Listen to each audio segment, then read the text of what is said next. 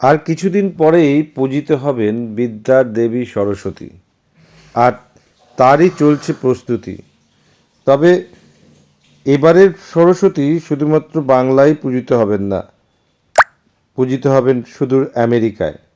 নদিয়ার মৃৎশিল্পীর হাতের তৈরি সেই মিনিয়েচার সরস্বতী এবার চলে যাবে আমেরিকায়, এবং চলছে তারই প্রস্তুতি।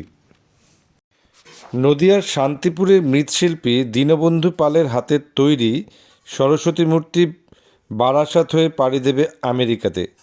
শুধু একটি মূর্তিই শুধু নয়, প্রচুর সংখ্যক মিনিয়েচার সরস্বতী মূর্তি তৈরি করেছেন তিনি। এক একটি মূর্তি করতে সময় লেগেছে প্রায় 2 মাস। দীর্ঘ পরিশ্রম, তারপর ক্ষুদ্র ক্ষুদ্র নিপুণ কাজের সাথে ফুটে উঠেছে এই সরস্বতী মূর্তিগুলি। তবে সরস্বতী মূর্তির চেয়ে মিনিয়েচার মূর্তির চাহিদা বেশি।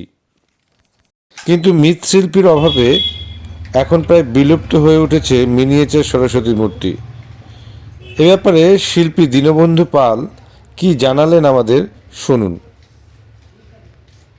কতদিন ধরে এই মৃৎশিল্পের সঙ্গে যুক্ত রয়েছেন আপনি? আমি আছি এই বছর 12 থেকে যুক্ত আছি। আচ্ছা, এই মৃৎশিল্পের সঙ্গে যুক্ত থাকার কারণে চিরাচরিত যে ঠাকুর থাকে তার থেকে মিনিয়েচার ঠাকুর অর্থাৎ ছোট ঠাকুরের চাহিদা বেড়েছে। হ্যাঁ, সেক্ষেত্রে এই ঠাকুরগুলো কতটা এই বছর প্রচলন রয়েছে বা কত অর্ডার পেয়েছেন? অর্ডার বলতে পেয়েছি, খানপানি পেয়েছি এই পর্যন্ত।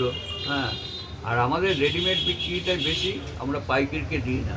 হ্যাঁ, পাইকারি আসে কিন্তু আমাদের খরচা।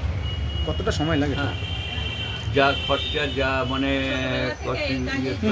হ্যাঁ, আমি ছোটোবেলা থেকে এই কাজে। আচ্ছা, এই যে ঠাকুরগুলো তৈরি করছেন, প্রতি বছরের যে মার্কেট থাকে সেই মার্কেট কি এবারও রয়েছে? এবছর কেমন হবে এখনো পর্যন্ত বোঝা যাচ্ছে না, বুঝলেন তো। এইবার মার্কেটে প্রচণ্ড পরিত্রাণ হলে যা হয়ে থাকে, কেউ কম পয়সায় নিয়ে চলে যাচ্ছে, আমাদের ঝাড় খেয়ে যাচ্ছে। আর একটা প্রশ্ন রাখবো, কতদিন সময় লাগে এই ঠাকুর তৈরি এখনো করতে? সময় লাগে, ধরো আমি বসেছি, ধরো 2 মাস হয়ে গেল।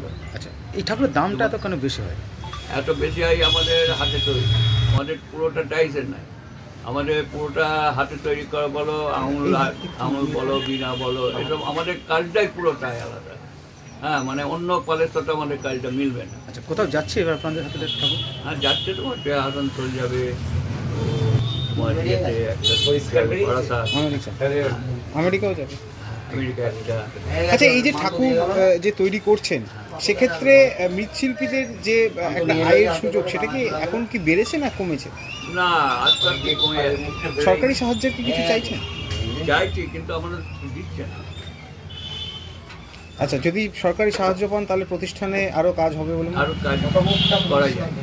বর্তমান প্রজন্ম কি এই কাজের সঙ্গে কাজ করছে না তারা মুখ ফিরিয়েছে কাজ থেকে? তারা মুখ ফিরিয়েছে, মানে আমাদের এই পাল সমিতি যে পালের যারা কাজ করে, আমরা যে ঠাকুর বানাই, আমাদের জন্য কোনো হেল্প করে।